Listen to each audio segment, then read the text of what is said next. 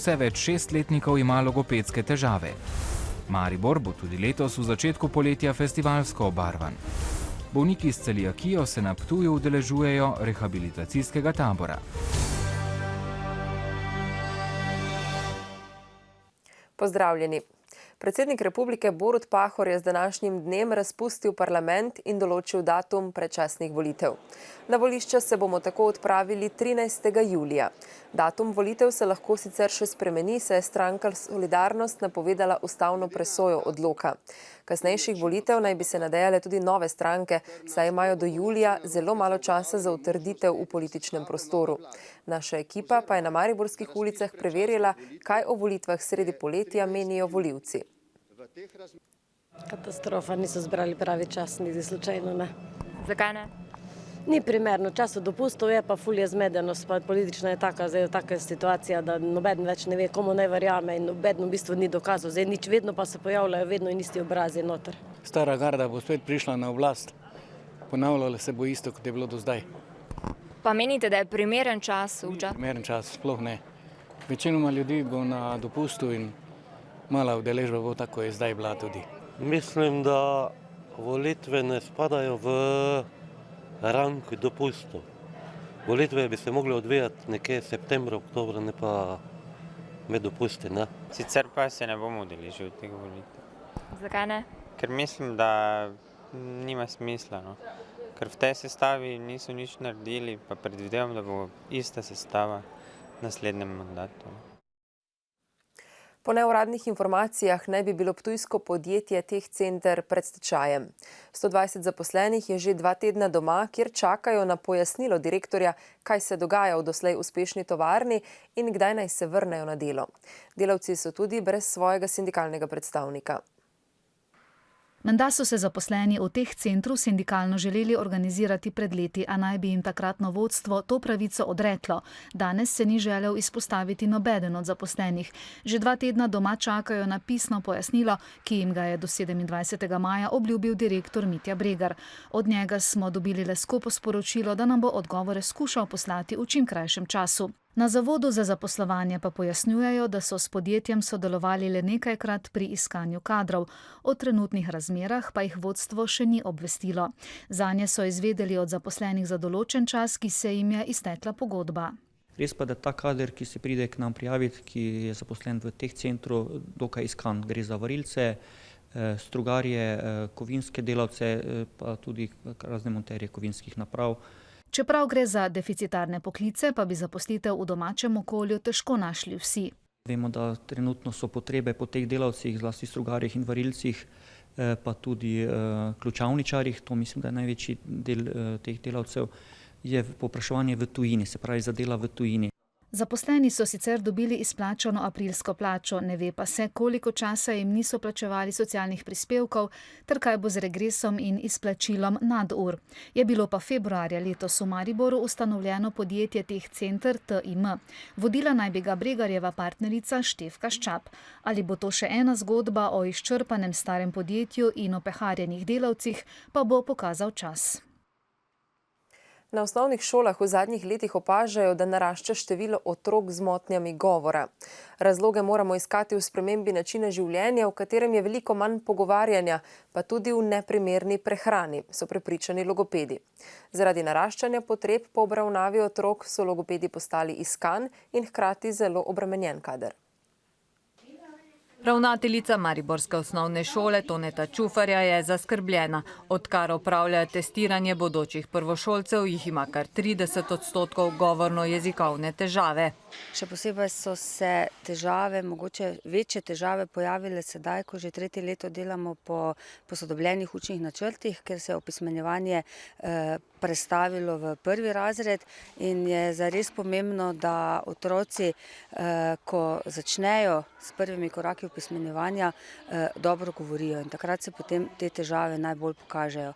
Veliko otrok zato v šolo vstopi leto kasneje. Zato smo pač začeli razmišljati oziroma se pogovarjati na različnih nivojih, kako in kje bi bilo treba začeti, da bi težave do šole v večini že izvenele. Logoped mariborskega zdravstvenega doma dr. Smole potrdi, vsak drugi 5-letnik ima težave z govorom. Vzroke po njegovem treba iskati že v predšolski vzgoji in pomankanju sporazumevanja. V vrtcih nimajo neke posebne, recimo, govorne vzgoje. Ne? To je prvi problem. Druga stvar je pa tudi v šolah. Ne? Danes imate v šoli teste, danes imate v šoli literaturo, danes imate v šoli internet. Verjetno pa tudi starši nimajo. Ne? To zapravo nastaja že govor zelo zgodaj, ne? Časa dovolj, recimo, da bi otrokom pripovedovali. Naraščanju težav z govorom, tako Smole, pa ne sledi število logopedov. V Sloveniji jih je trenutno le nekaj čez 100. Glejte, jaz bi tu lahko delal vsak dan, cel dan. Tako da otroci pridejo lahko, seveda, ker je to takšen naval, na obravnavo zelo poredko. Pri večjih govornih težavah bi tako otroci potrebovali vsaj tedensko obravnavo, zdaj pridejo na vrsto zgolj enkrat na mesec. Še večji problem je na podeželju, kjer logopedov praktično ni, šole pa jih ne smejo zaposlovati. Pred dobro uro se je začel ustanovni kongres še ene nove politične stranke. Ustanavljajo Miro Cerar, ki je tudi edini kandidat za predsednika stranke.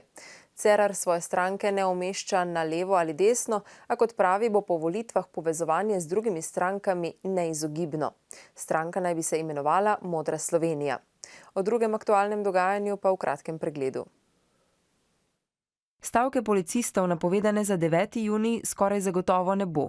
Predsednika obeh sindikatov, policijskega sindikata in sindikata policistov ter notranji minister so namreč podpisali dodatek k kolektivni pogodbi za policiste in tako med drugim zagotovili enakomernejšo obremenitev policistov, uredili obračunavanje nadurnega dela in zagotovili dodatno število dni letnega dopusta za policiste, ki delajo v posebnih razmerah. Ivan Črnkovič in Tone Krkovič sta prejela sodbo Višjega sodišča v zadevi Patria. Pravnomočna sodba je tako vročena vsem trem obsojenim zaradi koruptivnih dejanj. Predsedniku SDS-a Janezu Janši so jo vročili že sredi maja.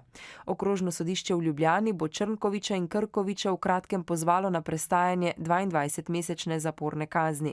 Janša je poziv že dobil, 2-letno zaporno kazen naj bi na Dobu začel prestajati 20. junija. Na ljubljanskem okrožnem sodišču so se začeli predobravnavni naroki v zadevi Balkanski bojevnik, potem ko je lani Višje sodišče zadevo vrnilo v ponovno odločanje na prvo stopnjo. Pred novim sodnim senatom sta se obtožena Tadej Poljak in Dejan Zupan, slednji že prestaja 15-letno zaporno kazen, izrekla za nedolžna. Poljakov zagovornik je predlagal izločitev postopka zoper Poljaka iz tega sojenja, čemur je tožilstvo nasprotovalo, enako tudi izločitvi slovenskih, srbskih in urugvajskih dokazov, kar je prav tako predlagal Poljakov zagovornik. Izločitev dokazov je predlagala tudi zagovornica Dejana Zupana. Zupan spada v četverico, ki je bila v prvem sojenju obsojena, Višje sodišče pa je kazni še zvišalo. Predobravnavni naroki se bodo nadaljevali ta in prihodnji teden. V zadevi Balkanski bojevnik je sicer sodelovanje v trgovini z mamili obtoženih 17 ljudi, prvo obtoženi med njimi pa je Dragan Tosić. Dijaki 3. letnika 1. mariborske gimnazije so danes za vrstnike pripravili zanimivo predavanje.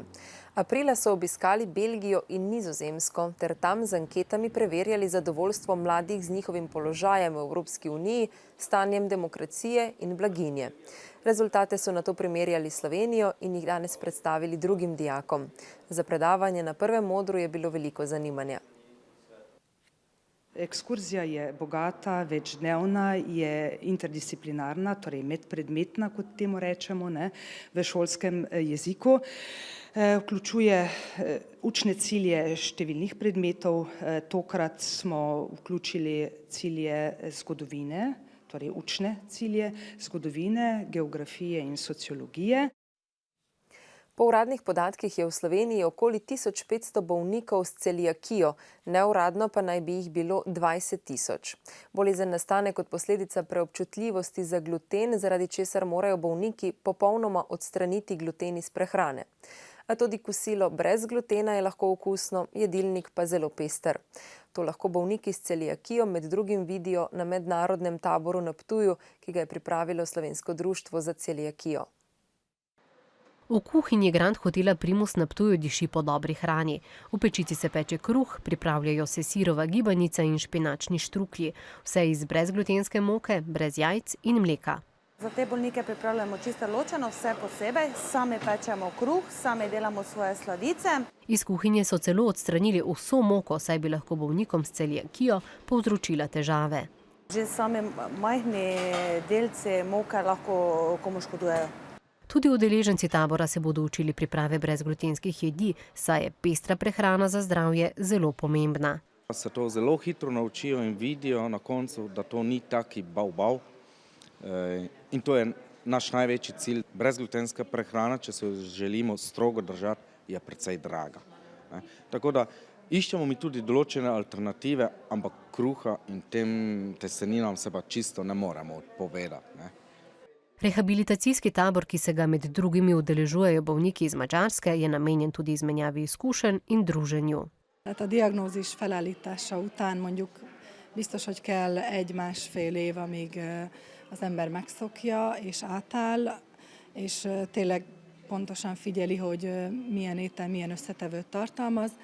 Za celiakijo naj bi bolehal okoli 1% prebivalstva, pri čemer je zelo pomembno, da se bolezen odkrije dovolj zgodaj.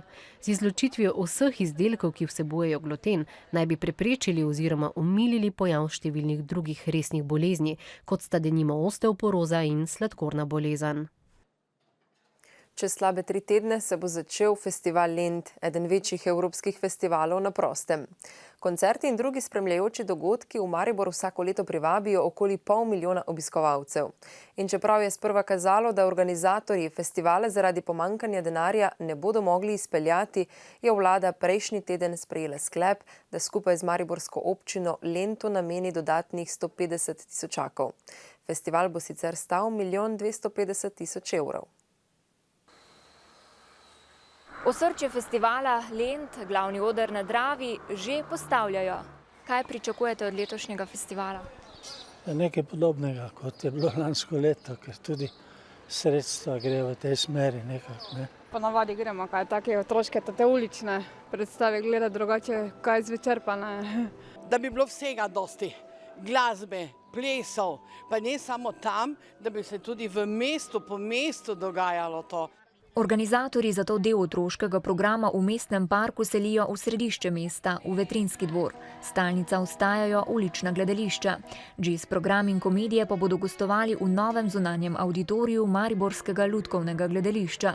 Napovedujejo več kot 400 prireditev in okoli 4000 nastopajočih. Stavimo na Inner Circle, znano jamajško skupino, po dolgem času prihaja Đorđe Balašević, program je že objavljen na spletnih straneh festivala. Pomemben del festivalskega dogajanja je folklorni festival Folk Art, predhodnik Lenta. Letos v Maribor prihajajo folklorniki iz Argentine, Guamskih otokov, Japonske, tudi Srbije. Prikažejo nam način življenja skozi ples, glasbo in petje, način življenja tudi ostalih ljudstev po svetu. Organizatorji pa bodo po koncu Lenta začeli zbirati predloge za preoblikovanje festivala. Ob nenehnem boju za denar je namreč kakovostna izvedba dogodka po njihovem mnenju vsako leto težja. V Pokrajinskem muzeju Maribor je drugo leto zapored zaživel projekt Gugalnik idej. Dediščina kot navdih za kreativnost letos nagovarja grafitarja, deskarja in risarja Teja Ivančiča, ki zastopa mlajšo generacijo uličnih umetnikov. Tejo Ivančič je vsestranski ustvarjalec, katerega podpis je viden v urbanih podobah podhodov, zidov in fasad Maribora. Izhodišče uličnega umetnika, ki se znajde pred izzivom, kako svojo ustvarjalnost umestiti v muzejski prostor, kjer je zbrana 400-letna dediščina historičnega pohištva, pa so preprosta in intuitivna. Prvo vprašanje mi je v bistvu se porodilo, od koga je sploh to bilo, kdo je to vse uporabljal. Portrete štajerskih plemičev, ki jih hrani muzej, je izbral kot predlogo za poslikavo odsluženih starinskih vrat. Jaz poimenujem to neki packasti realizem, se pravi, da vzamem neko original sliko, neko referenčno sliko in jo potem priredim po svoje. Predvsem pa se zelo dosti igram z barvami, zaradi tega, ker se mi zdi, da je danes svet preveč črno-bel in je treba malo, bom rekel, v urbani prostor nasploh prostore malo poživiti. S projektom Gugalnik idej si v Pokrajinskem muzeju Maribor želijo vzpostaviti vezi med muzealijami in kreativnimi praksami sodobnega časa. Se nam je zdelo, da je treba dediščino izpostavljati tudi kot razvojno komponento naše sedanjosti, da bi umetnike, ki predstavljajo najobčutljivejši del naše populacije, spraševali o tem, kako ta dediščina dejansko vpliva na njih, kako jih nagovarja, kako jih konec koncev tudi spreminja. Gugalnik idej z urbanimi podobami Teja Ivančiča vabi k ogledu do oktobra. In zdaj k športu. Tekvandoist Ivan Trajković je zmagovalec odprtega prvenstva Avstrije. Zmago je osvojil novih 10 točk in tako ohranja stik z najboljšimi v najtežji moški kategoriji. Trajković je na olimpijski razpredelnici trenutno na 9. mestu, na olimpijske igre pa se bo neposredno uvrstila prva šesterica. Trajković je sicer na tekmovanju v Avstriji premagal tudi aktualnega evropskega prvaka. Drugo mesto so osvojili Franka Anić, Domen Pirc in Mark Stanić. Super, novih 10 točk, malo se pobiram po evropskem prvenstvu, kjer sem računal na vsaj nekaj točk, dobil sem jih nič. Tako da naslednji vikend me še čaka tekmovanje v Švici, tudi za 10 točk. Čez en mesec pa že odpotujem na Kitajsko na prvi letošnji Grand Prix. Včeraj se je v Mariboru končal profesionalni teniški mednarodni turnir za ženske, ki ga je že 19. leto organiziral železničarski teniški klub Maribor. Turnirja se udeležujejo tekmovalke z vsega sveta, med njimi tudi najboljše mladinke.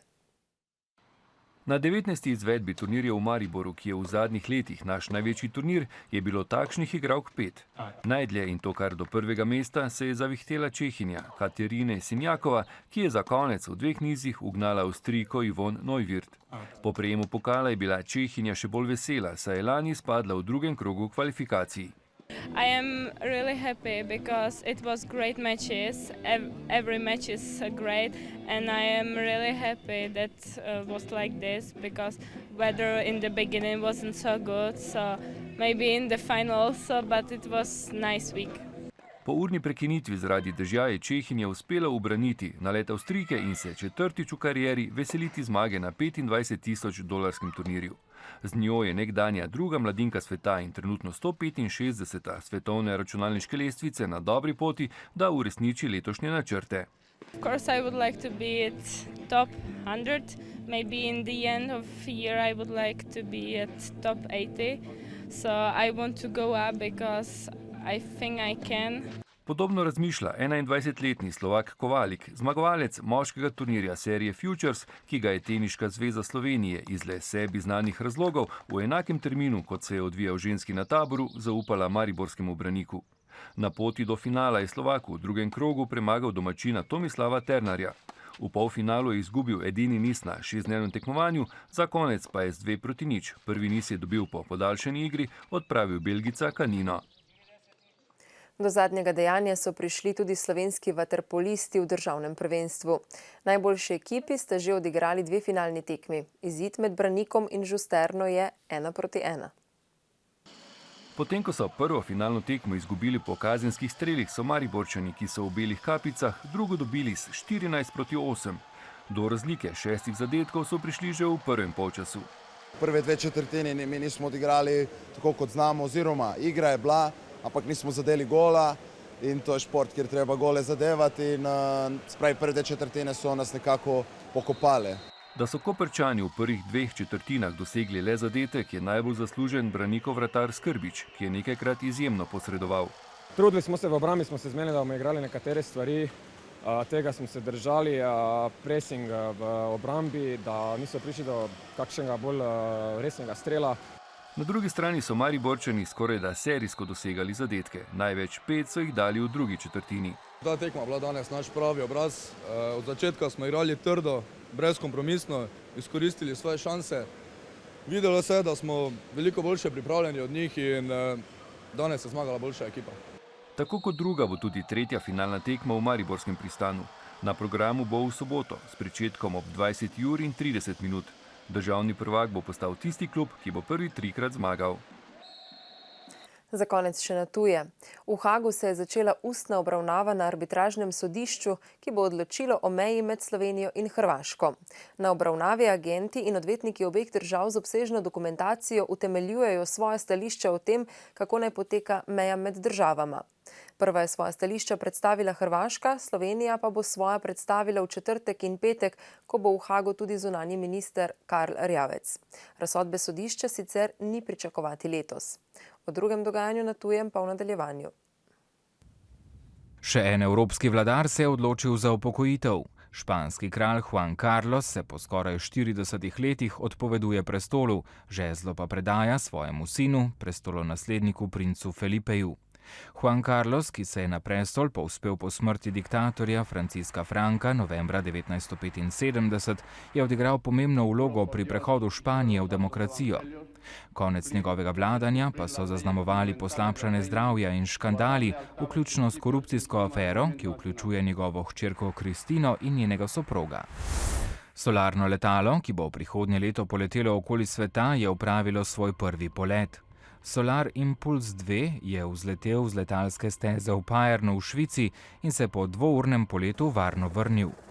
Gre za večjo in posodobljeno različico letala, s katerim sta pustolovca Bertrand Piccard in Andrej Boržber lani preletela Združene države Amerike.